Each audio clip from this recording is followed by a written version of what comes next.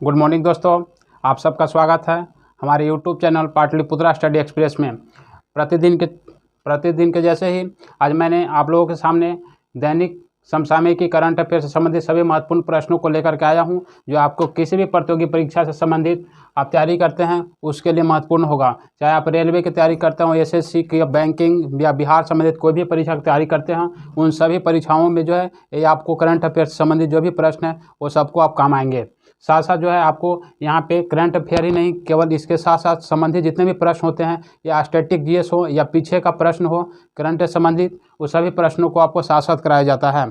तो आइए देखते हैं आज का मेरा पहला प्रश्न क्या है, उसको देखते हैं। अंतर्राष्ट्रीय सौर गठबंधन में शामिल होने वाला 102वां देश कौन सा बन गया है? कौनवा देश बना है? तो 102वां देश बना है। और जो सबसे पहले हम इसके बात करेंगे, अंतर्राष्ट्रीय सौर गठबंधन ISA, इसको शॉर्ट में बोलते हैं इंटरनेशनल सोलर अलायंस, ठीक है। इसकी स्थापना की बात करें तो इसकी स्थापना आपको 2015 में किया गया था। अब इसके हेड क्वार्टर की बात करें तो हेड क्वार्टर आपको गुरुग्राम हरियाणा में स्थित है। गुरुग्राम कहाँ है? हरियाणा राज्य में स्थित है। ये जो देखा जाए तो जो है अंतर्राष्ट्रीय स्तर पर भारत में ऐसा एक अंतर्राष्ट्रीय स्तर पर संगठन है जिसका मुख्यालय भारत में है। नहीं तो भारत में ऐसा अंतर्राष्ट्रीय स्तर पर कोई भी मुख्यालय यहाँ पे नहीं है। लेकिन सोलर अलायंस की बात करें, अंतर्राष्ट्रीय सोलर अलायंस की, इसका मुख्यालय गुरुग्राम हरियाणा में है। इसकी स्थापना की बात करें तो 2015 में किया गया था। और स्थापना में मुख्य भूमिका जो निभाया गया था, इसमें मुख्य भूमिका था भारत और किस देश का था? तो भारत और फ्रांस के द्वारा इसकी स्थापना की गई थी। यहाँ से पूछा जा रहा है आपसे 102वां देश कौन सा बना है? तो 102वां देश है आपका एंटीगुआ और बारबुडा, ठीक है। अमेरिका की बात करें तो अमेरिका भी इसमें जो है, अमेरिका भी इस संगठन में शामिल है, अंतर्राष्ट्रीय सौर गठबंधन में। और अमेरिका 101वां देश जो है इसमें शामिल होने वाला 101वां देश था। तो 102वां देश हो गया एंटीगुआ और बारमुडा। अंतर्राष्ट्रीय सौर गठबंधन की स्थापना जो है कब हुआ था? तो आपको 2015 में हुआ था। ये अंतर्राष्ट्रीय सौर गठबंधन का महानिदेशक अभी कौन है? तो अजय माथुर है। अजय माथुर जो है इसके क्या है? अभी अंतर्राष्ट्रीय सौर महागठबंधन का हेड है, महानिदेशक हैं। कुल देशों की संख्या अभी 102 देश है, टोटल 102वां देश अभी बना है। ISA की स्थापना का श्रेय किसको जाता है? तो इसका स्थापना का श्रेय भारत और फ्रांस को जाता है। भारत और फ्रांस को जाता है, जिसमें भारत के प्रधानमंत्री नरेंद्र मोदी की इसमें काफ़ी भूमिका थी। COP26 का सम्मेलन जो है 2021 में कहाँ पे किया गया है? तो COP इसकी बात करें तो इसका जो है फुल फॉर्म होता है कॉन्फ्रेंस ऑफ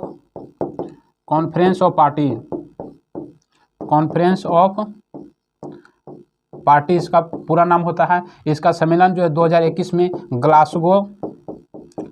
ग्लासगो में किया गया है। जो ग्लासगो की बात करें तो यह स्कॉटलैंड में है, और स्कॉटलैंड में स्थित है, ठीक है। स्कॉटलैंड में स्थित है ग्लासगो। अगला प्रश्न है, सरस्वती नदी का कायाकल्प करने के लिए आदि बद्री बांध के निर्माण के लिए किन राज्यों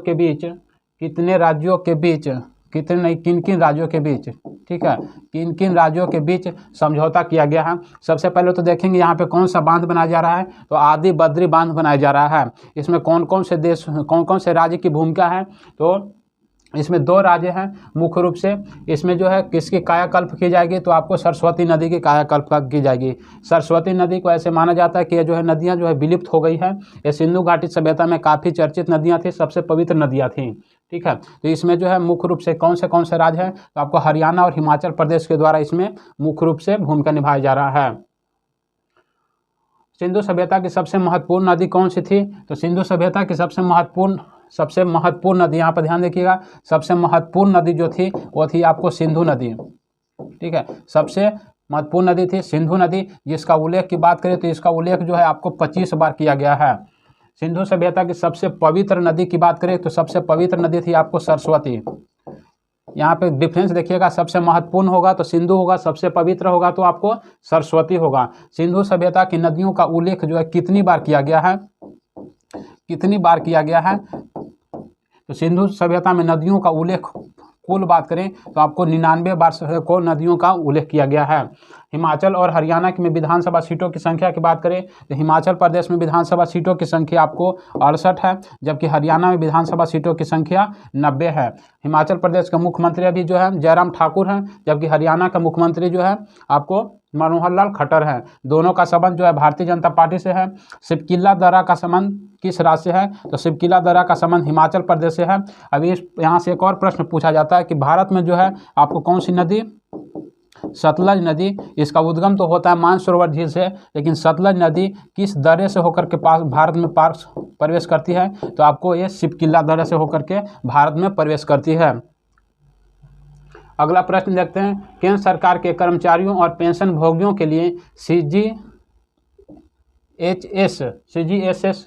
की उन्नत वेबसाइट और माई CGS ऐप को लॉन्च किया गया। माई CGS ऐप को लॉन्च किया गया है। इसकी फुल फॉर्म की बात करें CGHS का, तो इसका फुल फॉर्म है सेंट्रल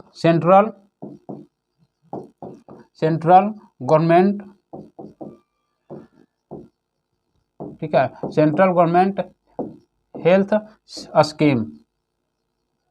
इसका पूरा नाम है central government of health scheme है। ये किसके द्वारा लॉन्च किया गया है? तो भारत के स्वास्थ्य मंत्री वर्तमान में कौन है? मनसुख मांडविया हैं। इन्हीं के द्वारा ये आपको लॉन्च किया गया है। वीरेंद्र कुमार की बात करें तो वीरेंद्र कुमार जो है वर्तमान में आपको कौन सी मंत्री है? तो आपको वीरेंद्र कुमार जो है कौन से मंत्री हैं? आपको ये आपको हैं सामाजिक अधिकारिता मंत्री। सामाजिक अधिकारिता मंत्री कौन है? सामाजिक अधिकारिता मंत्री हैं अभी वीरेंद्र कुमार। आपको राजनाथ सिंह की बात करें तो आप वो वर्तमान में रक्षा मंत्री हैं। CGS का फुल फॉर्म हो गया। कोयला दर्पण ऐप किसके द्वारा लॉन्च किया गया है? तो आपको कोयला मंत्रालय के द्वारा लॉन्च किया गया है। इनके नाम की बात करें तो ये आपको अरुण कुमार के द्वारा ये आपको लॉन्च किया गया था। कौशल नियम एवं रोजगार पोर्टल, कौशल नियम एवं रोजगार पोर्टल किसके द्वारा लॉन्च किया गया? तो आपको ये हरियाणा सरकार के द्वारा लॉन्च किया गया है। हमार आपन बजट ऐप, ये अभी हाल ही में काफ़ी चर्चा में है। ये आपको झारखंड सरकार के द्वारा लॉन्च किया गया है। झारखंड सरकार के द्वारा लॉन्च किया गया है। यहाँ के मुख्यमंत्री की बात करें तो यहाँ के मुख्यमंत्री हैं जिनका नाम है हेमंत सोरेन। कौन है? हेमंत सोरेन है, जिनका संबंध जो है पार्टी आपको JAM झारखंड मुक्ति मोर्चा से है। विधानसभा की बात करें झारखंड में तो विधानसभा की सीटों की संख्या आपको 81 है, जबकि लोकसभा 14 और राज्यसभा सीटों की संख्या यहाँ पे 6 है। ठीक है, ये सब था इससे संबंधित। समर्पण पोर्टल ऐप, समर्पण पोर्टल ऐप किसके द्वारा लॉन्च किया गया है? ये आपको हरियाणा सरकार के द्वारा लॉन्च किया गया है। अगला प्रश्न मेरा, हाल ही में केंद्र सरकार ने किस राज्य के गंगीमठ में एक प्लास्टिक पार्क बनाने की घोषणा किया गया है? किस राज्य सरकार के द्वारा प्लास्टिक पार्क बनाने की घोषणा किया गया है? और वो जगह है जिसका नाम है गंगीमठ। ये जगह है वो किस राज्य का जगह है? ये आपका कर्नाटक का है। कर्नाटक सरकार के द्वारा जो है प्लास्टिक पार्क बनाने की घोषणा किया गया है। अब कर्नाटक की बात करें तो यहाँ के जो CM जो है जिनका नाम है बसवराज बोम्मई है, जिनका संबंध जो है भारतीय जनता पार्टी से है। कौन पार्टी से है? तो BJP से है। कर्नाटक में बात करें तो यहाँ पे विधानसभा सीटों की संख्या कितनी है? यहाँ विधानसभा सीटों की संख्या 224 है। और कर्नाटक में आपको द्विसदनीय सरकार, यहाँ विधान परिषद भी है, तो यहाँ विधान परिषद की संख्या आपको 75 निर्धारित किया गया है। अरुणाचल प्रदेश की बात करें तो यहाँ पर विधानसभा सीटों की संख्या कितनी है? तो 60 है। और अरुणाचल प्रदेश जो अलग अलग 3 देशों से, पूर्व में बात करें तो आपको म्यांमार हो गया, उत्तर में हो गया आपका चीन जो कि तिब्बत वाला क्षेत्र है, और एक हो गया भूटान। ये 3 अलग अलग देशों के साथ अंतर्राष्ट्रीय सीमा कौन बनाता है? तो आपको अरुणाचल प्रदेश बनाता है। गुजरात की बात करें तो इसकी स्थापना 1960 में किया गया था, जो कि आपको गुजराती भाषा के आधार पर किया गया था। जबकि भाषा के आधार पर गठित होने वाला पहला राज्य कौन था? तो 1953 में भाषा के आधार पर गठित होने वाला पहला राज्य था जो आपको आंध्र प्रदेश था, जो कि तेलुगु भाषा के आधार पर इसका गठन किया गया था। ठीक है, ट्रांसजेंडरों को सरकारी नौकरी में 1% आरक्षण देने वाला राज्य कौन बन गया है? तो आपको ये कर्नाटक है। कर्नाटक सरकार के द्वारा ट्रांसजेंडरों को 1% आरक्षण देने की घोषणा की गई है। नागरहोल और बनरहट्टा ये राष्ट्रीय उद्यान किस राज्य में है? तो ये अभी आपको कर्नाटक में स्थित है। कर्नाटक में विधानसभा सीटों की संख्या कितनी है? ये आपको अब मैंने पहले चर्चा कर लिया कि 224 है। कर्नाटक के समुद्री तट, ठीक है, यहाँ पे देखे होंगे भारत का कुछ इस तरह से भौगोलिक स्थिति है। इसके जो है आपको यहाँ पर केरल है, इसके आपको ऊपर में कर्नाटक है, यहाँ पे गोवा हो जाता है, इसके क्षेत्र को ऊपर जो है महाराष्ट्र है। यहाँ पर केरला के तट को आपको मालाबार तट के नाम से जाना जाता है। ठीक है, उससे ऊपर जाते हैं कर्नाटक जो है, यहाँ पे जो है कर्नाटक के तट को केंद्रा तट कहते हैं। और उससे ऊपर जब जाते हैं महाराष्ट्र वाला क्षेत्र में तो इसको कोंकण तट के नाम से जाना जाता है। कोंकण तट के नाम से जाना जाता है। जबकि इधर जो है आपको तमिलनाडु के क्षेत्र पे जाते हैं तो इसके इधर कौन सा तट है, तो इधर कोरोमंडल तट है। ठीक है, ये आंध्र प्रदेश में जाते हैं तो यहाँ पे आंध्र प्रदेश में आपको कौन सा तट हो जाता है, तो गोलकुंडा तट हो जाता है। इसके बाद जो है आपको यहाँ पे उत्तरी सरकार तट हो जाता है, जो कि आपको महेंद्रगिरी तट के नाम से भी जाना जाता है। कर्नाटक के समुद्री तट का नाम हो गया आपको कौन सा हो गया, कर्नाटक में केंद्रा तट। उत्तरी सह्याद्री, देखिए यहाँ से जो है एक प्रश्न और बनता है कि आपको पश्चिमी क्षेत्र है, इसको जो है किस नाम से जाना जाता है, आपको सह्याद्री पर्वतमाला के नाम से जाना जाता है। किस नाम से, सह्याद्री पर्वतमाला के नाम से जाना जाता है। यहाँ पे एक अक्षांश रेखा पार करती है जो कि गोवा से होकर के पास करती है, इसका नाम है 16 डिग्री अक्षांश रेखा। 16 डिग्री अक्षांश रेखा कहाँ से गुजरती है, तो आपको गोवा राज्य से गुजरती है। अब इसको सह्याद्री पर्वतमाला का 2 भागों में बांटने का काम करती है, एक जो आपका नॉर्थ उत्तरी सह्याद्री और दक्षिणी सह्याद्री। तो यहाँ पूछा जा रहा है आपसे कि आपको दक्षिणी सह्याद्री की सबसे ऊंची चोटी कौन है, तो दक्षिणी सह्याद्री की सबसे ऊंची चोटी है आपको कुद्रेमुख है। ठीक है, दक्षिणी सह्याद्री की सबसे ऊंची चोटी कुद्रेमुख है। जबकि उत्तरी सह्याद्री की बात करें तो यहाँ उत्तरी सह्याद्री का जो है आपको कालसू बाई है। ये प्रश्न भी जो आपको ज्योग्राफी से संबंधित है, इसको भी आप ध्यान में देखिएगा। जनवरी 2022 में किस संस्था द्वारा वर्ल्ड इकोनॉमिक आउटलुक जारी किया गया है। ठीक है, जनवरी 2022 में किस संस्था के द्वारा वर्ल्ड इकोनॉमिक आउटलुक जो जारी किया गया है, ये प्रत्येक वर्ष आपको संस्था के द्वारा अंतर्राष्ट्रीय मुद्रा कोष, इसका आपको शॉर्ट में बोलते हैं IMF, इंटरनेशनल मॉनेटरी फंड, इसकी स्थापना की बात करें तो इसकी स्थापना आपको 1944 के ब्रेटन वुड्स सम्मेलन, कौन सा, ब्रेटन वुड्स सम्मेलन 1944 के तहत इसकी स्थापना 1945 में किया जाता है। ध्यान दीजिए क्या कर रहे हैं कि आपको इसके ब्रेटन वुड्स सम्मेलन कब हुआ था, 1944 में हुआ था। उसके बाद जो है आपकी इसकी स्थापना 1945 में किया गया था। इसके हेडक्वार्टर की बात करें तो इसकी हेडक्वार्टर थी आपको वाशिंगटन कहाँ है, अमेरिका में स्थित है। तो आपको विश्व बैंक की स्थापना 1945 में इसी सम्मेलन के तहत किया जाता है। विश्व व्यापार संगठन WTO की स्थापना 1995 में किया जाता है। इसकी मुख्यालय आपको स्विट्जरलैंड जेनेवा में स्थित है। संयुक्त राष्ट्र संघ की स्थापना आपको 24 अक्टूबर 1945 में किया जाता है। ठीक है, द्वितीय विश्व युद्ध के बाद जो है विश्व में शांति लाने के लिए संयुक्त राष्ट्र संघ की स्थापना किया जाता है। IMF का नवीनतम सदस्य कौन सा है, तो इसमें 190वां सदस्य, टोटल 190 सदस्य है।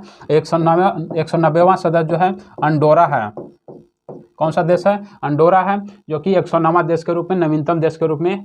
ठीक है, SDR का फुल फॉर्म क्या है, स्पेशल ड्राइंग राइट।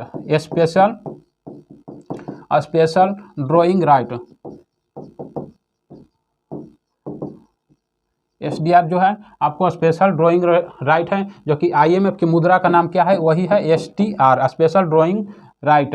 SDR में सम्मिलित मुद्रा कौन कौन सी है, तो इसमें जो है सम्मिलित मुद्रा जो है जिसमें है आपको एक अमेरिका का है डॉलर है, चीन का युआन है, जापान का येन है। ठीक है, एक यूरोपीय संघ द्वारा जो मुद्रा जारी किया जाता है वो आपको कौन सा है, वो आपको यूरो है। तो कौन कौन हो गया, आपको डॉलर हो गया, युआन हो गया, येन हो गया, और एक हो गया आपको पाउंड हो गया। तो कितने हो गया, 1 2 3 4 5, टोटल 5 मुद्रा इसमें शामिल है। SDR में प्रश्न पूछा जा चुका है। IMF की स्थापना कब हुआ, 1945 में किया गया था। भारत का पहला ग्राफीन नवाचार केंद्र कहाँ स्थापित किया गया है। ग्राफीन की बात करें तो ग्राफीन क्या होता है, एक ग्रेफाइट का एक अप्रूफ होता है। ठीक है, ग्रेफाइट जो है कार्बन का ही अप्रूफ है, और ये ग्रेफाइट भी जो क्या होता है, ये भी कार्बन का अप्रूफ है, जो कि ये क्या होता है, विद्युत। ग्रेफाइट की बात करें तो विद्युत, ठीक है, विद्युत और ऊष्मा का क्या होता है, विद्युत और ऊष्मा का सुचालक होता है। और ये काफ़ी क्या होता है, मुलायम होता है, जिसके कारण मुलायम होने के कारण इसका प्रयोग किस में किया जाता है, तो इसका प्रयोग जो है आपको स्नेहक के रूप में किया जाता है, बड़े वाहनों में स्नेहक के रूप में किया जाता है। तो ग्राफिक जो है आपको कहाँ पे किया गया है, आपको एक केरल में किया गया है। सिक्किम की बात करें तो सिक्किम जो भारत का पूर्ण रूप से राज्य बनता है 1975 में 36वां संविधान संशोधन के द्वारा। अगला जो है प्रश्न है ग्राफीन क्या है, तो ग्राफीन एक प्रकार का क्या है, तो एक ग्रेफाइट का एक जो है परत होता है। क्या जो है, एक ग्रेफाइट का एक परत होता है। मेडिकल डिवाइस पार्क कहाँ पे स्थापित किया गया है, तो मेडिकल डिवाइस पार्क जो आपको भारत के केरल में किया गया है। One I S one school, one IAS one school योजना भी कहाँ चलाया जा रहा है, आपको केरल में चलाया जा रहा है, जिससे जो है शिक्षा से संबंधित है। केरल का शास्त्रीय नृत्य का नाम क्या है, तो शास्त्रीय नृत्य यहाँ के दो शास्त्रीय नृत्य है, जिसका नाम है मोहिनी अट्टम, और एक तो हो गया मोहिनी अट्टम, ठीक है। अब एक हो गया आपको कथकली। दो यहाँ की शास्त्रीय नृत्य, ध्यान में दीजिएगा, यहाँ पे एक शास्त्रीय नृत्य है, एक शास्त्रीय भाषा है।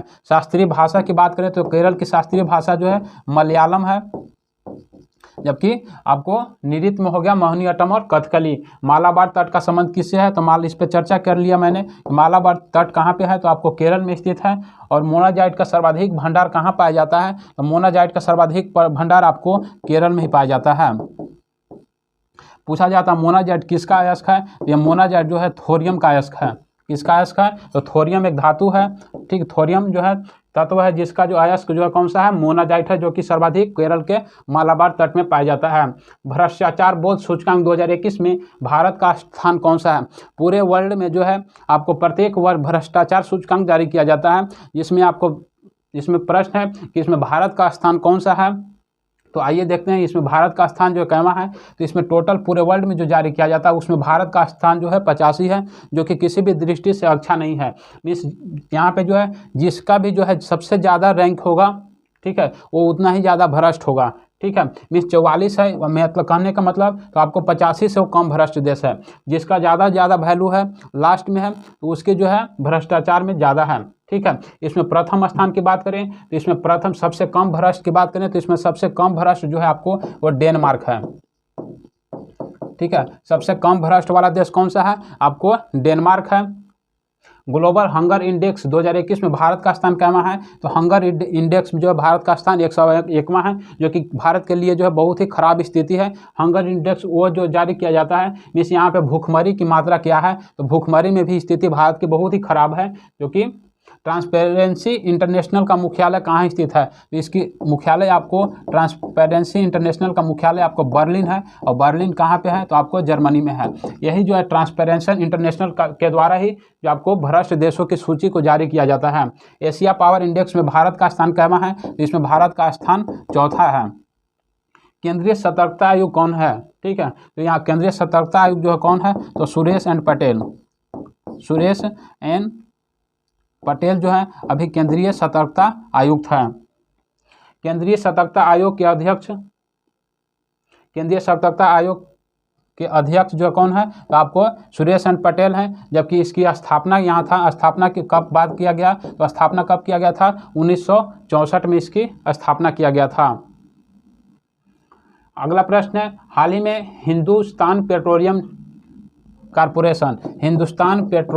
कारपोरेशन लिमिटेड ने, ठीक है, HPCL ने नए चेयरमैन में कौन बने हैं। HPCL का जो नया चेयरमैन किसको बनाया गया है, तो ये बनाया गया पुष्प कुमार जोशी को बनाया गया है। टी संथानम की बात करें तो अभी इसरो के हाल ही में अध्यक्ष कौन बने हैं, टी संथानम। इसकी स्थापना 1969 में किया जाता है, ठीक है। महारत्न कंपनियों की संख्या वर्तमान में बात करें तो भारत में महारत्न कंपनियों की संख्या वर्तमान में आपको टोटल 11 है। ONGC की पहली महिला प्रमुख कौन बनी है, तो ONGC की बनी है जिनका नाम है अलका मित्तल। अलका मित्तल जो है ONGC की अध्यक्ष बनने वाली, प्रमुख बनने वाली प्रथम भारतीय महिला है। नवीनतम महारत्न कंपनी कौन सी है, तो इसका नाम है power finance company. Power finance जो है ये सबसे नवीनतम 11वां महारत्न कंपनी है। रेलवे बोर्ड का नया चेयरमैन किसको नियुक्त किया गया है, तो विजय कुमार त्रिपाठी को किया गया है। विजय कुमार त्रिपाठी जो कि BK त्रिपाठी के नाम से जाना जाता है। विजय कुमार त्रिपाठी जो है रेलवे बोर्ड के चेयरमैन हैं। ओपेक का मुख्यालय कहाँ है, तो ओपेक जो है क्या है, आपको पेट्रोलियम उत्पादक देशों का जो है संस्था है, जिसकी स्थापना जो है 1960 में किया जाता है। अब इसकी मुख्यालय ऑस्ट्रिया की राजधानी वियना में है। इफ्को के अध्यक्ष कौन बनाया गया है, इफ्को जो है भारत में जो है उर्वरक जो है उत्पादन करने वाली जो कंपनी है, जिसकी स्थापना जो है इसकी अध्यक्ष बना है अभी, जिनका नाम है दिलीप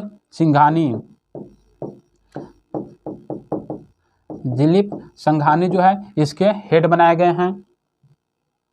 अगला आपको है पदक पुरस्कार 2022 में, पद्म पुरस्कार 2022 में कितने व्यक्तियों को प्रदान किया गया है? ये पद्म पुरस्कार जो प्रदान किया गया 2022, इसमें कितने व्यक्तियों को शामिल किया गया है? इसमें टोटल व्यक्ति की बात करें तो इसमें टोटल व्यक्तियों की संख्या 128 है। इसमें कैटेगरी होता है पद्म जो है पुरस्कार में पद्म विभूषण, पद्म भूषण, पद्म श्री, ये 3 अलग अलग कैटेगरी होता है, तो उसके बारे में भी देखेंगे।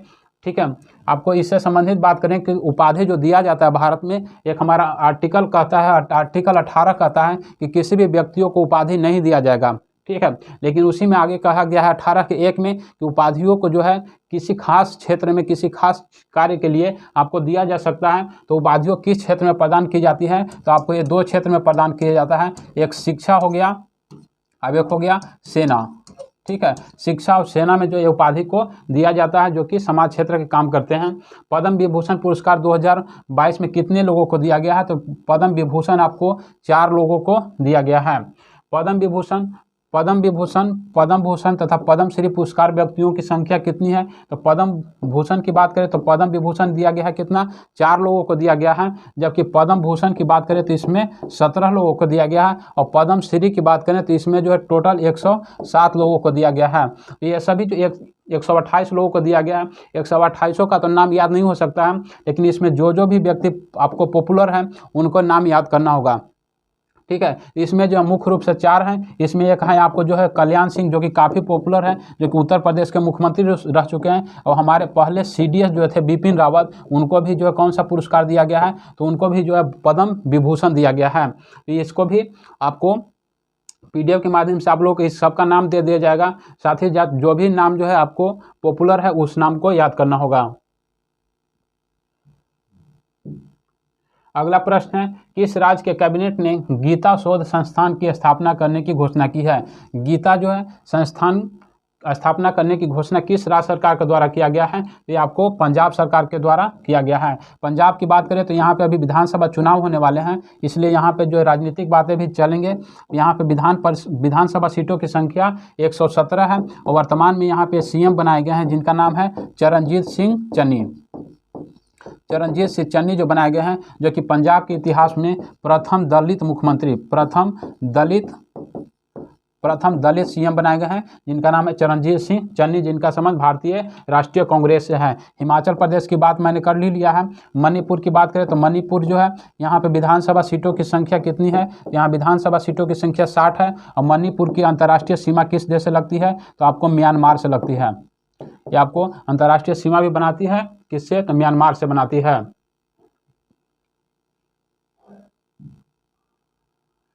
पंजाब का 23वां जिला कौन सा है? तो पंजाब में अभी नया एक जिला बना है जिसका नाम है मनेरकोटला।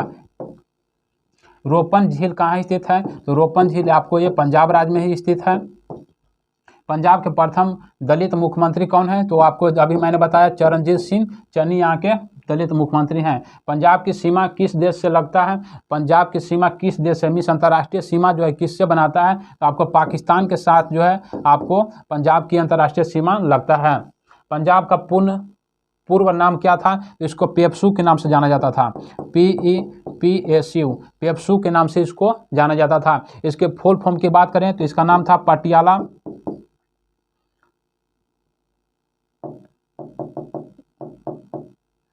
इसका पूरा नाम था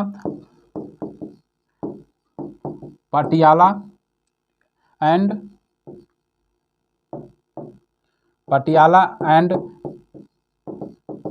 east Punjab state, Patiala and east Punjab state union, इसका पूरा नाम था। ठीक है, Patiala and east Punjab state union था।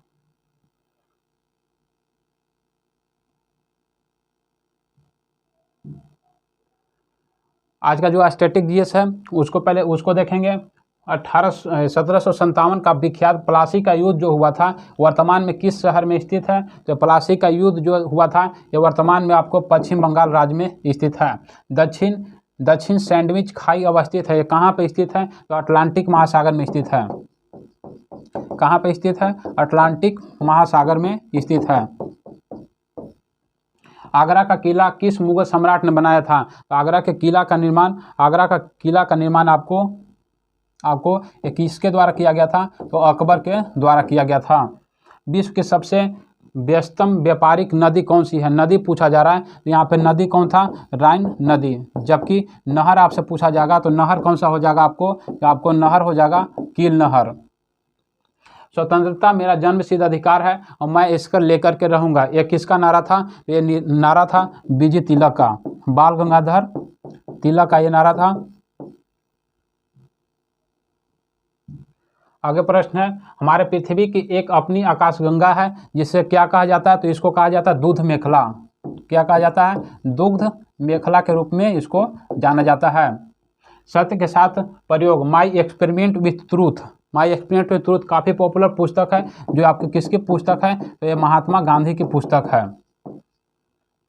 1983 का क्रिकेट विश्व कप जीतने वाली भारतीय क्रिकेट टीम के कप्तान कौन थे? ये उस समय 1983 में कप्तान थे कपिल देव, जो कि भारत ने किस देश को हरा करके जीता था? तो आपको वेस्ट इंडीज को हरा करके जीता था। कौन से मानव अंग क्षतिग्रस्त हो जाने पर या ठीक से काम न करने की स्थिति में रोगी को डायलिसिस किया जाता है? यहाँ से प्रश्न पकड़िए, डायलिसिस की सलाह दी जाती है तो आपको किडनी, जिसको ब्रिक कहा जाता है, किडनी जो है, ठीक है। इसकी वजन की बात करें तो इसकी वजन कितनी होती है? इसकी वजन 140 ग्राम होती है। समुद्र और महासागरों जैसे दो बड़े जलाशयों को जोड़ने वाली एक संकरी मार्ग को क्या कहा जाता है? मीन्स दो जलाशय जो होते हैं, जैसे भारत और श्रीलंका की बात करें तो ये जलाशय है, इस जलाशय को क्या कहा जाता है? तो इस जलाशय को आपको जल डमरू मध्य कहा जाता है। क्या कहा जाता है? जल डमरू मध्य कहा जाता है। जैसे यहाँ पे पाक जल डमरू मध्य है, उस तरह से इसको जल डमरू मध्य के नाम से जाना जाता है। एक कल का जो आप लोगों को कमेंट बॉक्स में सवाल दिया गया था लास्ट, उसको कमेंट बॉक्स में आंसर देना था, उसके बारे में देखेंगे। इसरो ने किस राज्य में महेंद्रगिरी विकास इंजन का सफल परीक्षण किया है? तो आपको ये तमिलनाडु में किया गया है। यहाँ से कन्फ्यूजन हो सकता है कि महेंद्रगिरी, जो मैंने पहले ही बात किया कि आपको उड़ीसा का जो तट है इसको किस नाम से जाना जाता है? महेंद्रगिरी तट के नाम से जाना जाता है। तो आपको, ठीक है, तो इसको इसरो ने किस राज्य में किया है? तो आपको ये किया गया है तमिलनाडु में किया गया है। आज का चलेंगे प्रश्न, ठीक है। आज का प्रश्न जो आप लोगों को दिया गया है, जिसका उत्तर जो आप लोगों को फिर पुनः जो कमेंट बॉक्स में देना है, इसका उत्तर, विश्व का सबसे तेज उड़ने वाली इलेक्ट्रिक प्लेन किस कंपनी के द्वारा बनाया गया है? तो इसका उत्तर आप लोग कमेंट बॉक्स में दें। जैसे ही मैंने अगले वीडियो में मिलूंगा आप लोग को पुनः फिर से इसका उत्तर बताऊँगा। तो दोस्तों, अगर हमारे YouTube चैनल पे आप नए हैं, पहली बार वीडियो को देख रहे हैं, तो हमारे YouTube चैनल को लाइक सब्सक्राइब जरूर करें, साथ साथ अपने दोस्तों के साथ अपने ग्रुप में भी शेयर करने के ना भूलें। तो धन्यवाद दोस्तों, फिर मिलते हैं अगले क्लास में। धन्यवाद।